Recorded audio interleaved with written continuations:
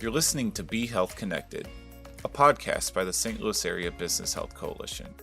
Your host for today's episode is Lauren Remsbecker, BHC Senior Director of Member Engagement and Communications.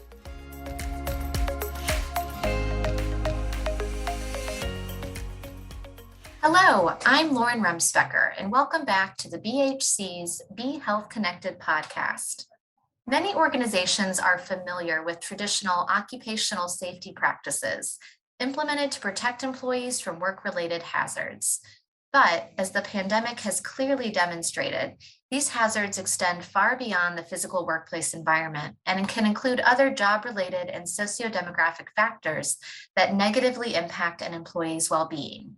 For this reason, the National Institute for Occupational Safety and Health, also known as NIOSH, established the Total Worker Health Program over a decade ago to support employers, labor representatives, and other public health professionals in protecting employee physical and psychological safety while advancing holistic health and productivity. On today's episode, we speak with Chia-Chia Chang, Partnership Coordinator in the Centers for Disease Control and Prevention's Office of Total Worker Health, to obtain an update on this national program, emerging priorities, and resources to assist employers in implementing best practices. Chia-Chia, thank you so much for taking time to join us today. Hi, Lauren. Thank you so much for this opportunity. It's a pleasure to be here and to share Total Worker Health with your audience. Great. Well, let's go ahead and jump into our first question. And for those listeners that may not be familiar, would you mind providing an overview of the Total Worker Health Program? Sure. Total Worker Health emphasizes a systems upstream approach to worker safety, health, and well-being. Total Work Health refers to policies, programs, and practices at the workplace that integrate protection from work-related safety and health hazards with promotion of injury and illness prevention efforts to advance worker well-being. Total Worker Health means ensuring that workers are safe and designing policies and programs and practices that advance worker well-being. And in the end, the goal would be to have workers that are healthier and happier after their work shift than when they started. This will, of course, pay off for employers and communities who the workers will go back to work the next day and where the workers live. And when we think about this landscape of, worker health and well-being and safety, it's quite broad. So could you help us to understand maybe what the most pressing issues threatening the health and safeties of workers are today? That's a good question. Unfortunately, there's quite a bit. Mental health is a concern more than ever over the past year and a half for people who've been able to work from home. Isolation in the virtual working environment, as well as stresses about life events, contribute to challenges. Stigma exists, unfortunately, and there's often a burden placed on preventing individuals from being sick. And the burden is often a little too much on workers. And it would be nice if there were more emphasis on how workplaces could really help assure good mental health of workers. As the pace of change in our society, economy, and workplaces quicken, and there's more demands placed on workers, it's widely expected that the mental health workers will face a real assault, physical and mental fatigue, isolation, like I mentioned, sleep impairment in this always on world is a concern for mental health. In addition to all this awareness, fortunately, about social and economic disparities, that is something that hopefully could, the recognition that's being given to it hopefully could help make a difference in the future. And the traditional chronic diseases that people have, that is going to impact mental health if you're worried about how to manage your chronic disease. A renewed focus on a better understanding of the pathways of worker stress, its origins, prevention, its connection to mental health disorders, and anecdotes would be more critical than ever. Related to this is the opiate crisis and substance use disorders. These often originate from injuries related to work. It's critical to provide workplace-supported recovery programs and policies to prevent the very beginning of substance use, and to decrease the risk of substance misuse and its progression to a substance use disorder. It's important to help workers seek the care they need and provide assistance in recovery, including staying at work and returning to work. Other concerns are changing employment patterns, such as the trends toward non-standard work arrangements in the form of contingent, temporary, contract, or on-call work. We've, again, seen this over the past year, where we're relying on the workers who are delivering food for us or picking up food for us in the grocery store. It's very unpredictable when they're going to work, how many hours they're going to be able to work, and how much income they're going to have. This may cause stress because of the uncertainty and the inability to know when you'll be working and how you can schedule your life. It also makes the supervisor relationship sometimes non-existent. If your work is based on a platform or an app, you don't have a good way to seek assistance if you have a problem. These include limited job benefits. People in this gig economy often do not have that. Limited job benefits, and the people generally often have to choose between getting paid, getting a paycheck, or their health. And a couple more things. The changing nature of work itself, how you're doing your job, is also a major concern. Changes in technology and increased use of robotics and artificial intelligence is a challenge. We need to learn more about machine-human interactions and the burden on human workers if human workers are expected to be sort of superhuman through things like exoskeletons or have cognitive support. And related to this is, unfortunately, increased surveillance. And what does that mean for privacy and trust, and how workers feel about whether they're being monitored and how much about their lives their employers know about. Finally, there's much concern related to technology for job security.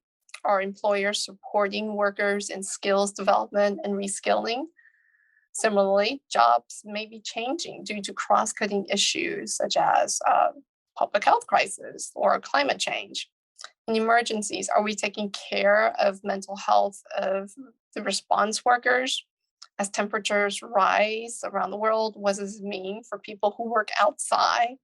Those are really cross-cutting hot-button issues that are sort of different from what we've experienced in the past. And finally, the nature of jobs themselves remain a threat to worker safety and health. The degree to which workers have control over their own job duties, locations, and schedules can impact their relationships outside of work. The extent to which that they are able to see their family and friends and be social, their time, and the resources that they have to be healthy, as well as I mentioned, their job stress. All these downstream health outcomes, such as obesity and cardiovascular disease, often have a connection to the workplace and your job itself.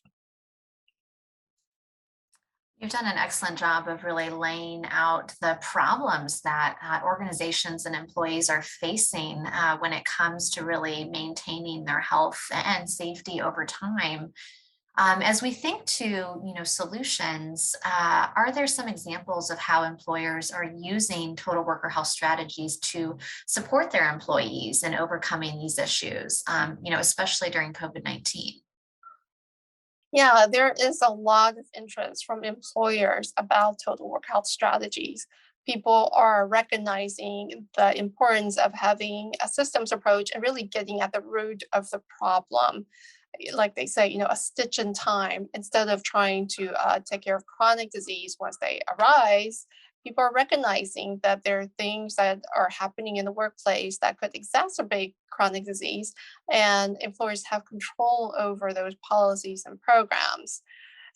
For professionals who look at root cause. It's not just looking at, well, you're sick because you're stressed out and you're not getting exercise.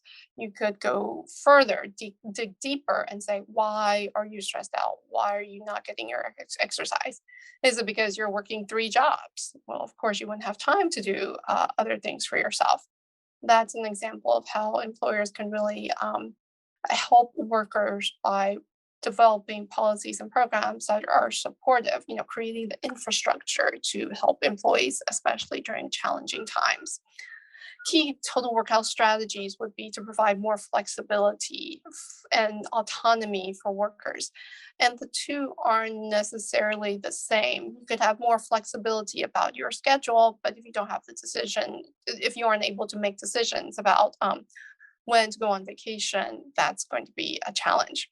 By building up trust and having systems in place, employers can be better prepared when situations arise. And that is a long-term commitment. Unfortunately, by the time you have an issue, it could be a little too hard, a little too late to be trying to create change. Examples of useful strategies would be having worker-centered problem solving, asking workers themselves to help design their job duties and design their responsibilities and schedule. Having equitable wages and safe staffing levels. We've heard about how difficult it is right now. Some employers are really having challenges with hiring staff. And when you're understaffed, then your existing staff could be overworked, working long hours. So it's really critical to do what you can to have safe staffing levels, whether it's through providing more staffing or somehow reducing the burden, reducing the workload on people. Besides equitable wages, also leave and benefits optimization. Again, ask workers what benefits would be useful to you. Is it an education credit? Is it more training? Is it more time off or higher salary? What is useful to you in your life? And more supportive supervision is related to that. Again, that means having clear, frequent, and transparent communication that's sincere, that helps build trust and lets people know that the workplace actually does care about their worker well-being. And total work health would, of course, ensure that there's no harassment and violence and discrimination, and that people are treated fairly and equally. This includes performance appraisals and promotional opportunities. Do people feel like they are having a fair and equal chance for advancement and career development? So basically, it is really getting worker input to have health-enhancing job designs, to pay attention to work-life fit, and to have a systems approach to seeing what work factors are doing to hopefully help promote health and not just keep people from getting sick. Everything that you've mentioned so far is just so poignant when it comes to thinking about, kind of beyond just traditional wellness programs and endpoint solutions. But as you said, really getting to the infrastructure of how teams and departments and organizations are operating. And I hope that our audience can take that away as sort of a point to look inward and sort of understanding how their current policies and programs are really supporting employees.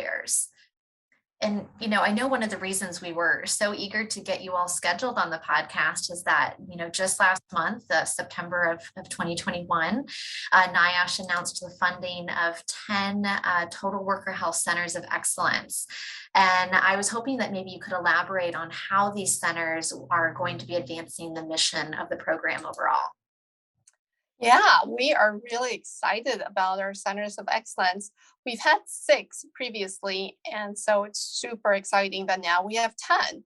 The centers are hubs for total work health related research and practice that build the scientific evidence base necessary to develop new solutions for all these complex issues that I've talked about.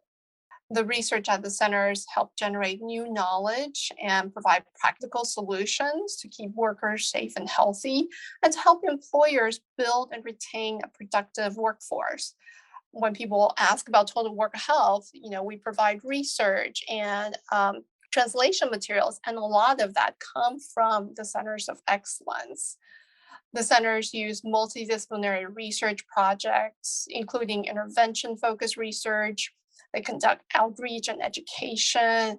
They conduct evaluation activities to help understand the various solutions available to employers. The centers are really an invaluable resource. They cover a wide variety of issues relevant to a total work health approach. And what's really nice is that they each have their own approach. They are innovative and being creative, and that's very helpful, especially when we look to the future of work and all the issues I just discussed. Their novel research and interventions really have the potential to improve safety, health, and well-being of workers, and which would, of course, in turn help employers and communities and society as a whole. We've really appreciated our connection to our regional center of excellence, the Healthier Workforce Center of the Midwest, and all the different partners across the country that are really putting, all of their intelligence and resources into supporting employers and making many of these strategies a reality in different organizations. And to that point, I wanted to speak a little further about maybe some of the tools and resources that are available for employers that are ready to take action after listening to today's podcast. Just this year, we released a new tool, which we're very proud of. It's the NIOSH Worker Wellbeing Questionnaire, WellBQ. It's free for use by employers or anybody. Employers can offer workers the opportunity to take the survey so that there can be an assessment of worker well-being. We recommend that workers and employers collaborate to develop a plan, goals, objectives, follow-up actions for administering the questionnaire. It's really good for identifying changes in worker well-being and differences among worker populations, say across your work sites or team units. It's useful to have it, take a baseline assessment, and then as you are developing and improving your policies and programs, have another assessment in a year or two and see how the well-being of the workforce has changed. That is free in our website. Another tool that's very simple is the fundamentals of total work health approaches. That's also NIOSH developed with the help of our centers of excellence. It has a couple of worksheets so you can do a self-assessment and create an action plan.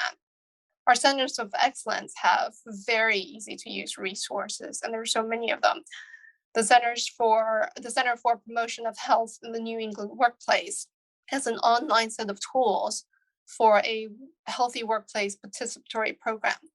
The Oregon Healthy Workforce Center has toolkits, case studies, and also podcasts. We have an affiliate network, which includes the St. Louis Area Business Health Coalition. And actually, I love your employer guide.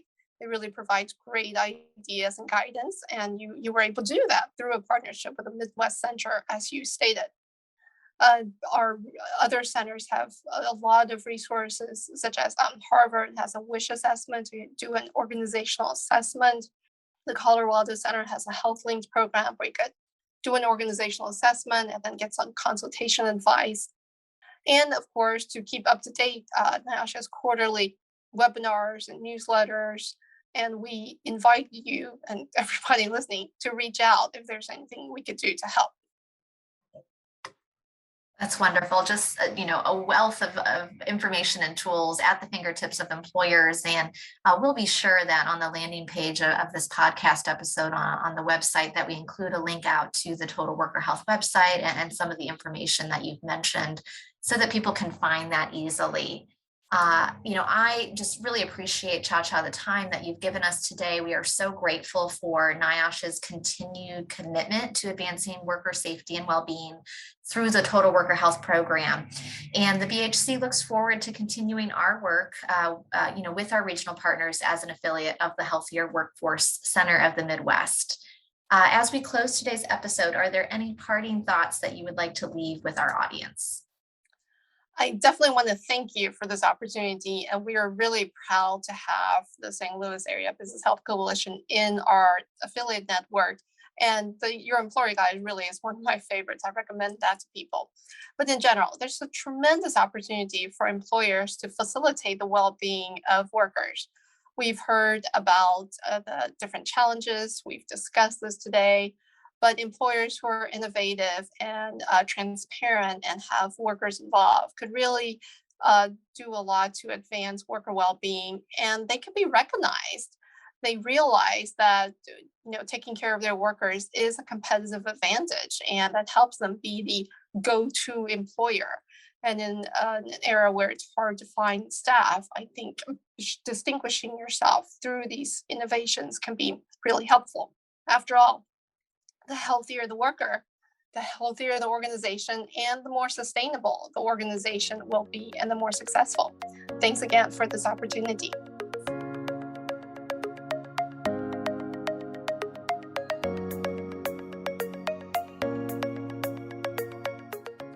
Thank you for listening to the Be Health Connected podcast. For additional episodes or to learn more about employer resources available through the St. Louis Area Business Health Coalition, please visit www.stlbhc.org.